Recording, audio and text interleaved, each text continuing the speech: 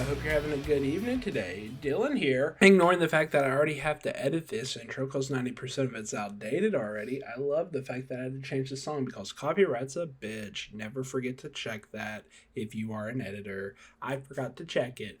That's my bad. Oops. So alright, back to the subject at hand. Welcome to the WWE Raw review for last night, aka June 17th, 2024. For those of you who know, the countdown, it is finished! I'm really excited for the main event stuff, but I'm going to try my best not to spoil it. No promises, though.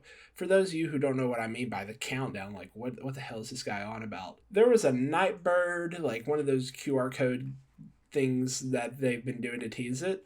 I think Clash at the Castle, if I'm not mistaken, that had a countdown. Point taken, the countdown ended up adding up to when the start of Monday Night Raw happens.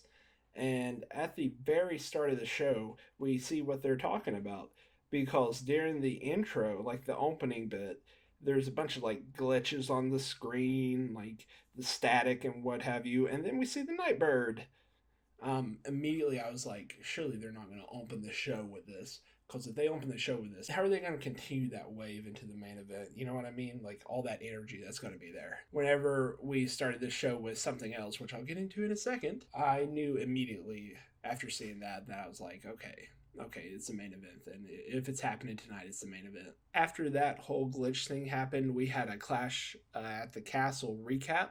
And I was curious how long they were going to keep it like Nightbird taking over the show type of deal. But yeah, as I was saying, they did a Clash at the Castle recap. No spoilers, but it ended with the World Heavyweight title match. All the shenanigans that happened there. Then we see backstage. Drew McIntyre was arriving earlier today into the arena. And we get a big old welcome from Michael Cole and Corey Graves to the Corpus. Did I say right? Corpus Christi, Texas.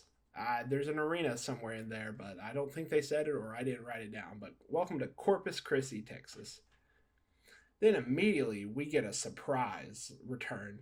At least I presume it's a surprise. I haven't read no dirt sheets and I didn't watch the previous week. But it's Seth freaking Rollins. He comes out only looking like he could. He doesn't have his crazy, like all the fluff on him and whatnot. But his suits are pretty freaking crazy. This one's a mix between like a car salesman from the 70s and like a mobster. He looks really cool. And it kind of looks like the same suit that he had on, if not the exact same suit he had on that photo where everybody was like, oh my gosh, Seth shaved his head. After Seth comes out, they start doing Seth's chants, the like whoa thing.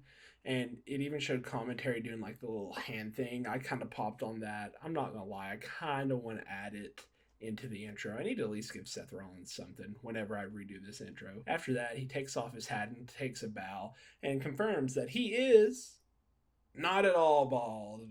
He just tucked his hair a weird way in that photo. He does his normal like intro stick and God, I've missed it. I've missed it so much. The crowd and commentary praises Seth, and Seth says that he's missed everybody and it's good to be back, stuff like that. He says he's going to cut to the chase, not to waste their time, that he came back to get to the World Heavyweight Championship and get it back to prove that he's one of the greatest, basically. He teases qualifying for the Money in the Bank match in order to get that, but Priest comes out and cuts him off. Priest comes out, like I said, and genuinely welcomes him back and says that out of respect, he wanted to cash in on Rollins.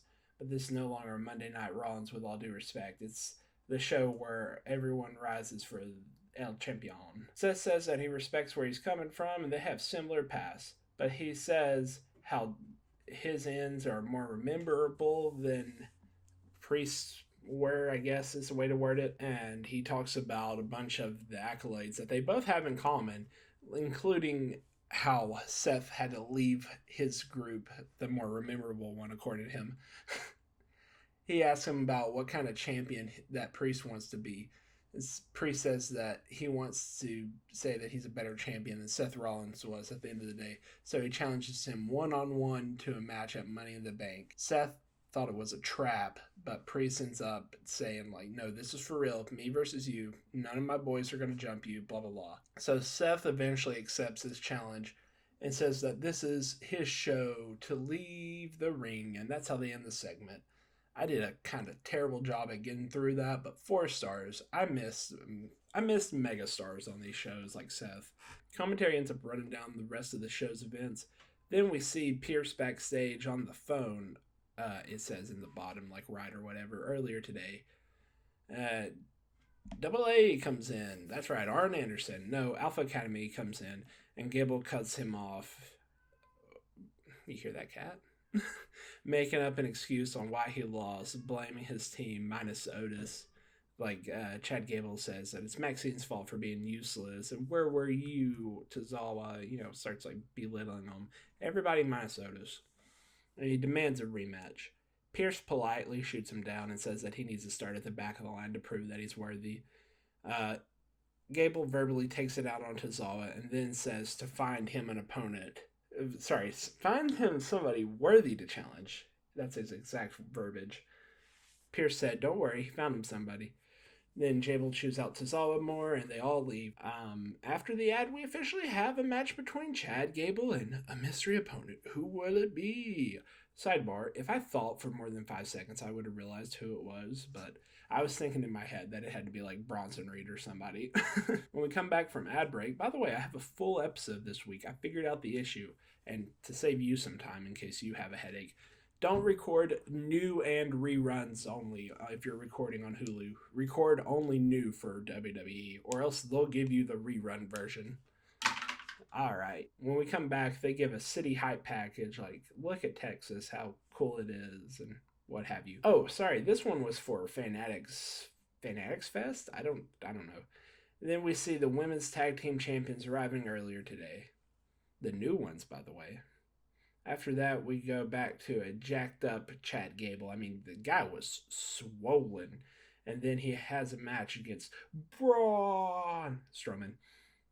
I don't know where this is going, but I swear, as soon as I saw Otis and Braun like stare down, I really fucking wanted them to go one-on-one. Oh my god. That would have been such a good match. During this match, there was a QR code at the bottom left of the screen for like tickets. And oh my god, WWE, you gotta stop this. You trained me wrong. Because that QR code was just to advertise their events coming up. And I swear I thought it was a Nightbird, especially on like tonight. I thought it was a QR code for the Nightbird. Honestly, through this match, it was great character work on Chad Gable's part. 10 out of 10. Every chance he got, he belittled his team only for it to backfire in his face. Braun ends up winning the match with a running power slam, like he throws Gable off the ropes, or Gable's running on the ropes, whatever. He reverses a move and spins him around into a power slam. And after the match, Gable calls all members into the ring and demands Tozawa gets in the middle, and Otis stays back. He starts to verbally take it out on Tozawa and starts like shoving him like a little bully until Maxine stands up to him and he throws her crutch out of the ring like a true heel. That's one of the dirtiest things you could have done. After that, he runs down to Tozawa more as Otis kind of helps Maxine out of the ring. Otis's back is turned to him. He starts shoving Tozawa a little bit and then he slaps him in the face. He gives him a good like pew. And it knocks him down, I think it was a slap or something, but it knocked him down, point taken. Maxine's already out of the ring, and Otis does that like little pause, like, oh fuck, I better not have heard what I just heard, or I swear somebody's going on the floor. And then he slowly turns around, and you can see where Gable has knocked Tozawa down to the floor, however he did. And Otis starts bulking up, like hulking up, and then he just shoves him really hard into the corner, and he rips off his shirt. You can see like this crazy emotion on his face. And honestly, this is like one of the loudest pops of the night. Like that was a crazy reaction.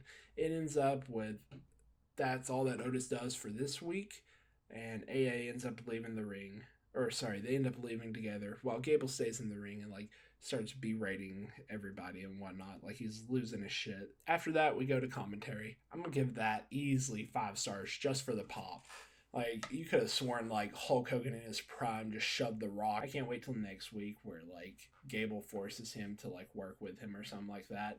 And then they truly get into it. After that, commentary transitions talking about Liv and Dom last week, and Pat McAfee killed the recap. I don't want to, like, spoil it or, like, run it down scene by scene so that way I don't ruin it, but it's so funny, him and his little like Pat McAfee machine where he's like circling the screen and like slowing it down, zooming in on things, and his reactions to it. 10 out of 10. After that, we go backstage, and just maybe it's me overthinking things, but there is a demon lunchbox, like Finn Balor demon lunchbox up there, and there's also a skull now. So I don't know if those mean anything, but they're just chilling there, specifically next to Finn. But maybe I'm making a big deal over nothing, you know? Dom's going through his bag trying to look for his stuff, and the rest of the boys just talking about Braun problem until Damian Priest comes in. He asks Finn why he took the key card last week, and Finn, who is dressed up and looking snazzy, not even representing the Judgment Day, says that he took it and he trashed it, and then asked him if that's okay, champ. You know, real smug like that. Priest apologizes, saying he didn't mean it like that, he didn't mean it that way, and that Finn has been acting strange lately. Priest wants to know that when Finn wins, who's he going to cash in the Money in the Bank on? Finn says that he will cash it in on Cody and become champion, and that he can trust Finn, don't worry. Priest just wanted reassurance on that. Then we go over to Dom, like everybody brings their attention to Dom, who's missing his purple cowl vest. Carlito jokes with him that he left it in Liv's hotel room last week.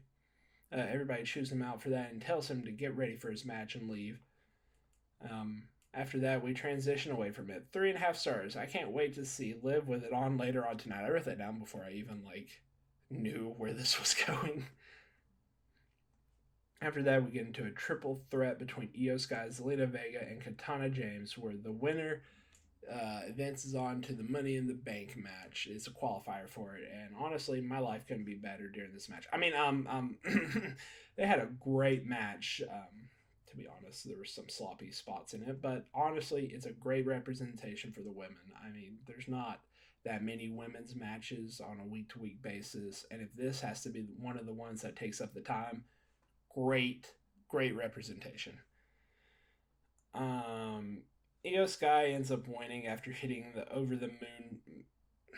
This one always fucks me up. Over the moonsault on James after Zelina was taken out. She was like on the apron, and then Liv came out with the purple cow vest on. Who saw that one coming?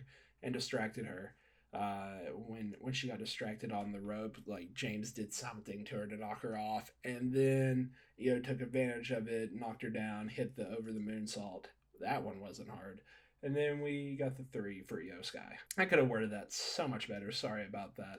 But congratulations, Io. 3.5 stars. Commentary is trying to conspire on what's going on between Liv and Dom, but they transition to Braun Breaker afterwards and his path of destruction within the past month, I guess. I don't know, the past time frame.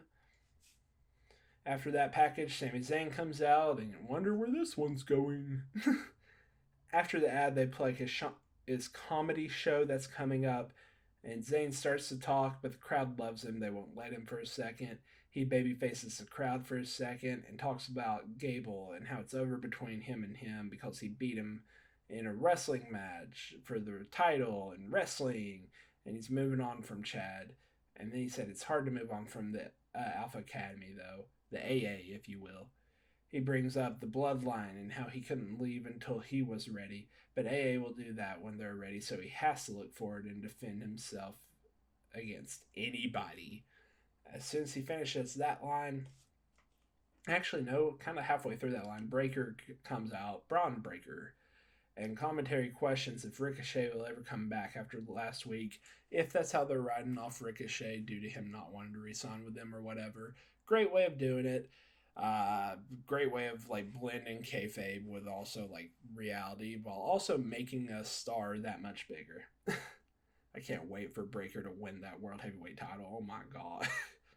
Anywho, Breaker cuts a little promo saying he wants a title match basically, And Sami holds it up saying that he could take it from him if he wants it. And then after that, big Shamo comes out and he looks like $1,000,000. The crowd loves him, but says that Sami should consider him for his opponent. But if and when that opportunity comes, nothing personal, but he will take that title from his dead corpse or whoever's holding it. Breaker got pissed that Sheamus ignored him and threatened to kick his ass later. Sheamus runs him down and says that he hasn't done anything to deserve a title shot, and he's just a kid, so he needs to get to the back of the line before Sheamus makes it. Zayne says that he will talk to Pierce later on tonight for a match between the two of them. 4 stars. That could have been a backstage segment, honestly, but you know what? It's Sheamus. He's hopefully I don't counter myself on this, because again, my numbers don't mean anything, but I really never want to put him lower than like 4. After this, Dragon Lee cuts a promo about getting revenge on Carlito like he's been doing for like the whole month, and he said he'd do it later on tonight. All right, just kidding. It's later on tonight already. By the way, tonight apparently was the 30th TV sellout and the 45th? Yeah, the 45. That's not a word, but all right. Event sellout, apparently. You know, wrestling's hot as fuck right now, like I've said for a while, and I love it. I love it. Keep it coming. Keep it coming. Sell out 1,800 shows consecutively. For some reason, they decided to show a replay of the women's tag team title match during this point. And then they have a little promo with the tag team champions, I think Alba and Fire, unless that's the same person. They then say that they'll take on everybody and anybody for the titles. And then Team Baszler comes in and say, hey, that's our titles. I made Jade Tab. That's what Shayna said. And they won a title match. The champion said, bring it on anytime, any place. 3.5 stars. It was pretty cookie cutter, but you know what? I'm going to let them cook. They're the newbies on the main roster, and their NXT days were pretty freaking sick. So you know what? I'll let them cook. All right, back to the match. Just a little pinpoint real quick. Samantha Irving isn't here tonight. I hope she's here next week. During this match, Liv Morgan ends up coming out to try to like distract everybody, but Zelina comes out and knocks her out. Everybody in the LWO ends up fighting everybody in the JD until JD, the guy, helps Carlito win. 3.5 stars. I love how this match broke down. No fan at ringside, by the way. Interesting little pinpoint. But JD had to pull Dom away from Liv at the end. I think Judgment Day, not... Well, I mean, he's 1/3 of them, so like Carlito and him. Yeah, you get what I'm saying. Had to pull him away from Liv. After this, they show how Punk got the official's shirt. Apparently, he borrowed a shirt from Jess. Okay. After this, we see Drew, kind of, because we weren't the only ones that saw him. The Nightbird thing, like, glitched out and grew stronger. And it was pretty cool. Commentary acknowledged that tonight is the night for the Nightbird to strike. And stop acknowledging this. Boo! This is supposed to be its own reality or like a figment of our imagination. It's not supposed to be something commentary could see. Alright, enough of that over dramatizing. After a SummerSlam stadium kind of like showing of it, same thing they did for like WrestleMania, we go backstage where Alpha Academy's, specifically Otis, is packing up to leave, and Gable's like chewing them out for that. And then Gable says, we're family, what are you all doing? And Otis said he's done, and everybody else said that too. They walked off screen. Gable says, no, nobody's finished till I say you are. Now you're done, you're out, or something to that extent. Whenever they walk off, they get a huge pop. I don't know if it was just like plugged in there or genuine pop, but that was pretty cool. Gable says that he will become Mr. Money in the Bank and do something that, quote, that failure Otis couldn't do, end quote, and cashing in to become the world champ. 4 stars. I like where this is going. I hope this gives Gable the title run of a lifetime, please. After that, Drew comes out and shows how like pissed off he was after the show. He said a lot of naughty words. Drew goes to talk, but the crowd keeps on chanting CM Punk so loud that he just takes a couple moments. He starts to get really irritated and defeated, and he just says he can't do it anymore. Screw this company. He quits. Pierce comes out as he's walking up the ring and tries to talk to him, and they immediately cut to like an ad break. 4 stars. I was not expecting that. That was awesome. That's a way to do it, by the way. I mean, like, obviously it's kayfabe, but like, you know, if you're following along just with the show, not being like a smart mark, it's a cool way of doing it. During the commercial, they kept the camera running, and he talked to Paul apparently about this. And Pierce was trying to like calm him down as he keeps on walking out of the arena, and then they just cut from that. Commentary tries to wrap it up, and they use a serious tone to like kind of describe it. After that, Damage Control comes out, specifically Dakota Kai and Kairi Sane. They come out for their tag team match against Katana and Carter. Hey, write it down. I actually called them the right name instead of Katana Chance. There is two of them. Anyway, long story short, Damage Control ends up winning due to the distraction. I give this like a 3-star. It was, I didn't get much out of this match. I apologize, but I love the contestants. After that, you see like Braun Breaker getting ready for his match against Shamo later tonight. And when we come back from that, they show a replay of Seth? They show a replay of Seth and Priest earlier today and confirm the match for Money in the Bank. After that, we go backstage where Io Sky is with Damage Control, and she gets angry and says Damage Control has to change or she will change it. 3.5 stars. I'm sorry. I really love Damage Control, but ever since the Bayley angle has played out, Damage Control just needs to split and do their own thing. After that, we then see Sami Zayn sitting at ringside for the Sheamus versus Braun Breaker match. And you know my ass is eating up these big boy / brawler matches. By the way, Dylan, still the zoom in on Braun Breaker's entrance. That was pretty cool. Still that for the intro. Thank you. This match was crazy. Like, they were beating the shit out of each other. It's like a Gunther versus Sheamus style match, and I love that. Unfortunately, though, it ended with Kaiser ends up going after Sheamus's leg when Sheamus is about to do a bro kick. Ref calls the DQ. They brawl for a bit until Sheamus takes him out, and then Breaker ends up spearing Sheamus. Officials come out, and Braun goes to the back willingly. Kaiser then starts to assault Sheamus and puts his knee up to do like the running dropkick thing. But as he ends up getting halfway around it, Breaker ends up spearing him mid-run. After that, the officials are like pulling him back, and then Sami Zayn goes up to him and starts to taunt him. Officials hold them back, and that breaks out into another little mini brawl. This was crazy, the brawls that just happened in the span of 5 minutes. But match ended in DQ, so you know what? It's okay. We got to fix around for it. 4 stars. 4 stars. We got a banger. Dom is then backstage wandering around just asking anybody if they've seen his vest, and that prompts Liv to say his name. Then goes over to her and asks for his vest back that she's wearing. I feel very uncomfortable even saying this. She says that he can have it back if he takes it off of her, and she says that she'll help him lowers her zipper down. He tries to get it off of her, but Priest catches him and thinks that something else is happening.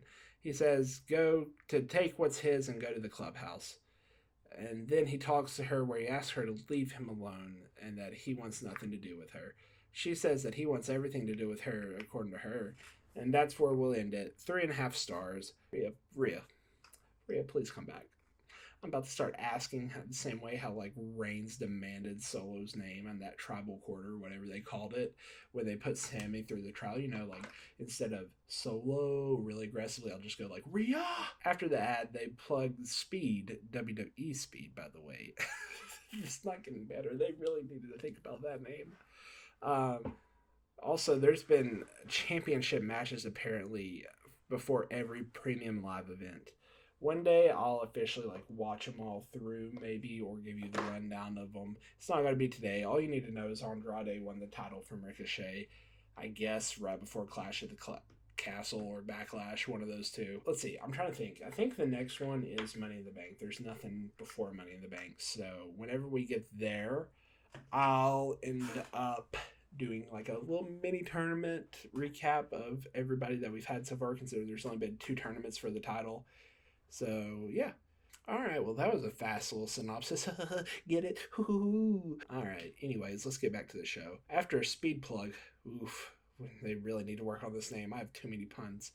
We get to a Karrion Kross promo where he challenges one of the New Day members to a one-on-one.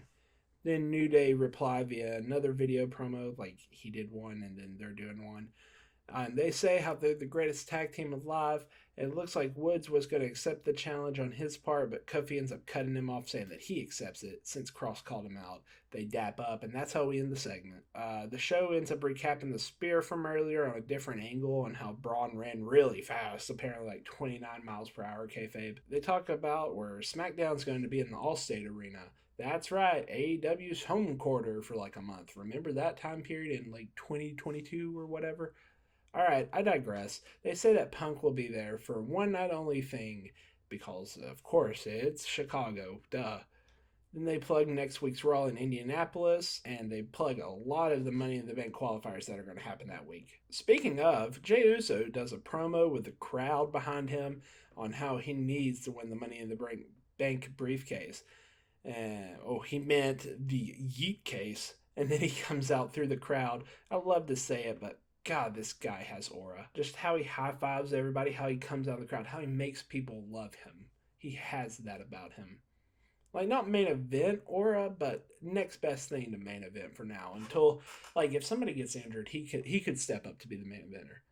All right, anyways, him and Finn and Ray have a triple threat match where, you guessed it, Dom tried to cost Ray the match, then JD comes out and takes him out. Then Braun comes out and does a run around the arena, chases them through the crowd, I think. Fast forward a little. No, he chases them backstage, that's right. You'll know why I said that later. Fast forward a little bit, and Jay ends up winning. The crowd does the whole like yeet thing with him, and you think the show's going off with like 15 minutes left. But then, suddenly, you get like the old like Fiend. Sorry, I just ruined it. But you get like the Fiend's power flick sound effect. And God, as soon as I heard that, I goosebumps, even still thinking back on it. God. The beginning of Shatter, you know, the dun dun, like the piano part just plays, and then you see the door from Extreme Rules, and it slowly opens up, and the light's on for a second, then it turns off, and then it lights back up, and this woman who I'm presuming is supposed to be portrayed as Sister Abigail. It's Nikki Cross, spoiler alert, but she starts walking towards the lantern, and then she sees the lantern, and she just raises her arm and points. And then you see the camera follow through the smog backstage to where men that have been mentioned on the roster tonight have been taken out, and they're laying in like a pile together, like their heads are in a pile next to each other. And it pans up, and you see this new version of Eric Rowan, which I don't know if it's his actual bludgeon mask or if he's wearing Luke Harper's old mask, but it looks sick. He's wearing that mask. It shows the hammer and it says help all the way around it. It's so sick.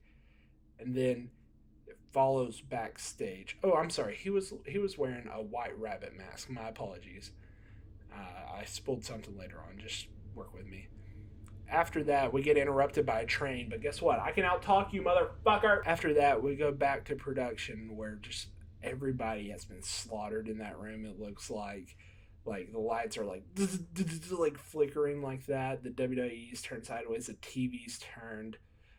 And I think at this point, or maybe it's later on, but you see like a blink and you'll miss it, like Wyatt 6 logo. And it pans over to this person. And I believe this one was Dexter Lumis, but he was just sitting on top of a crate. And everybody was just beaten up all around him. I think there was even blood on the walls, if I'm not mistaken. Then we see a man. It like pans to another room. And as it's panning to that room, we get like jump scared by a man with a gas mask. I think the man with the gas mask, if I'm not mistaken, was Gacy. I'm going to say the wrong Gacy if I say the full name because I'm Joe Gacy. There we go. I almost said the other Jay Gacy. Oof. Anyway, I think it was him, but whoever it was bloodied up Chad Gable and literally like, I shit you not, this is so graphic for WWE and I'm eating it up. I'm eating it up. This is going to make great money. As long as sponsors aren't pissed off, this is going to make great money. Like, there is so much blood during this segment. Fake blood, obviously. But, like, it looks like somebody just took Gable and put a hole in the side of his head. And then there was like blood splattered on the wall in the other room. And it looks like people just killed these people. After you go through all this, we end up having the camera pan over. And then we see the man who is leading all these monsters. That's right. We finally see Uncle Howdy, a new Uncle Howdy, walking through, kind of staggering through too. But as he walks by, each member ends up following him in the back and ends up walking to the ring with him, or to the ramp with him. He picks up the lantern with his Fiend glove, because one of his hands didn't have a glove, one did. Kind of reference to Bo Dallas too on that. I didn't even think of that. But he ends up picking it up and holding it. And it has this sick shot of everybody I hope I use for this thumbnail. And he just looks at it and just goes, "We're here." And then, but yeah, that's how it was. It was so cool. Oh, and then afterwards you got like a, you know, how Bray Wyatt had that. But instead it's Sister Abigail just jump scaring you. Oh, God, it was so cool. It was so cool. This is beyond 5 stars. Like, this is like, I'm not going to break my own record due to the fact that I have been, I've been waiting for this moment for so fucking long. Patiently waiting for this moment for so fucking long. And figuring out all the little, to quote Shatter, the little details. And to figure out that, here's the quote, that the details do matter. I'm paraphrasing, but you know what I'm saying. It was so rewarding as a fan to have spent as many hours as I have digging through Nightbird, and to realize that, with the exception of one person who will come in later, that we were right. We were right. It's everybody. It's everybody that we thought it was. And it was Uncle Howdy, finally. You know how...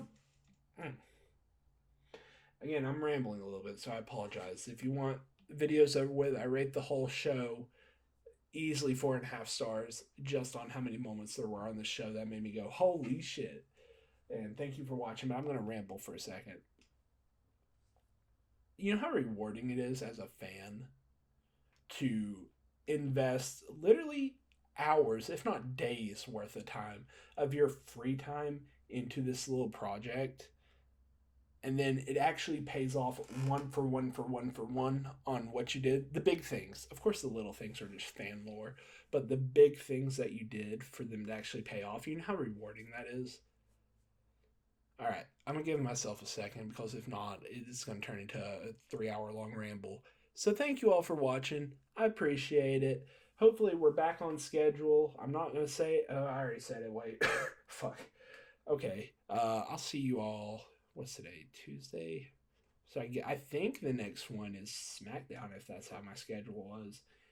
Anyway, I'll see you next time.